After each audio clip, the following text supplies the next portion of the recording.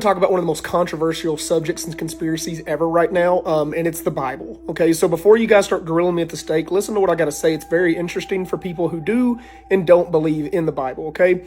Because either way you want to look at this, it is wild, the conspiracy that surrounds the church and the altercations that have been done to the modern day Bible that most people use, which is the King James Version of the Bible, and how much they have taken away and just kind of diluted it, okay? And that's against the Bible. It says in Revelations that you cannot add or take away from the Lamb's Book of Life, okay? So there should be no altercations. Whatever text we have should be the text that's made for the public. Guys, you have a Bible that is 14 chapters short, 14 books short of what the original Bible was. So in 1611, when it was first transcribed, there was 14 more books in that Bible than there is now. Back in 1885, they revised it to be the Bible you know of now, missing 14 whole books. And the stuff they talk about in those books is it will give you nightmares, some of that stuff it talks about in those books. It is wild. And they said they got removed because they were religiously uninspired. No, I think it's because they were downright terrifying and people would have ran from the religion and never wanted to read it again. It is creepy. But we're going to get past that one because this is where I feel like we're stuck. And churches are way too high and hoity-toity to ever to realize they're making mistakes and to go against the norms. Like too many people are afraid to do that because, once again, like we said, you can't add or take away, right? But what about something that should have been there the whole time? Because the Dead Sea Scrolls weren't found until 1947, and that has something called the Book of Enoch in it. The Book of Enoch is actually referenced in the Bible, okay? So they talk about it in the Book of Judah. They reference the Book of Enoch, but it had not been found yet. So all of us were like, what are they talking about? The Book of Enoch, what are you talking about? They didn't find it until 1947, okay?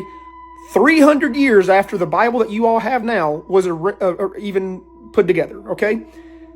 They will never put the Book of Enoch in any future Bible, by the way, ever, because it talks about some crazy stuff. And it perfectly aligns with everything else in the Bible, except for these chapters where it talks about the watchers that came down to earth, which is also translated to like the fallen angels, which made the Nephilim. But they talk about how these watchers, there was 200 of them, and they taught humans magic. They taught them future technology, like that would kind of explain why we started leaping as a species in technology. They talked about all this crazy stuff. And honestly, it sounds like aliens when you want to get right down to it. It talks about how they came back and forth with spacecrafts and they watched us. This isn't like a conspiracy person's thing. This is something that was wrote in 3000 BC, by the way, that was found in the 1700s, but then lost again until 1947. The Book of Enoch referenced in the Bible, it talks about it. Okay, so clearly the people in the Bible wanted people to know about this book, but we will never put it in any future book because it was discovered too late. So we'll continue to keep teaching a Bible that's not complete. And this Book of Enoch actually answers a lot of questions I've always had, because growing up, I always had a lot of questions that were like between the lines that they never really addressed in the Bible. And my answer's been answered now. They were addressed. We just didn't have all the information. So like when you would ask like, well, why did God hate the people so bad that he had to make the flood happen, okay, and destroy everybody?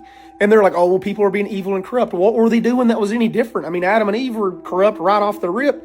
What were these people doing that was any different? How wicked could they have possibly been being?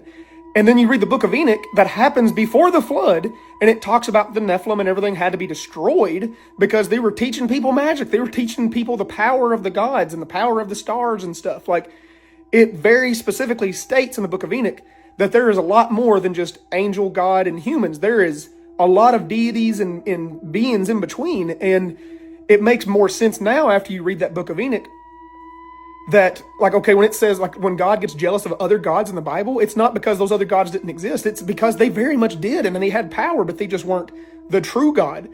And growing up, I always hated how preachers would hate the fact that you would even allude that there could have been another God. Well, to a human, it might as well have been a God. It might have just not been the true God or whatever. So it talks about very clearly in the Book of Enoch that these creatures came to earth and had power. And the Book of Enoch is listed as being real by the Book of Judah, which is actually in the New Testament. So it's just crazy how we'll just completely close our eyes to it for now and forever because it wasn't found in time. If this book would have been found before the King James Bible would have been written, we would have a very different view of the Bible today.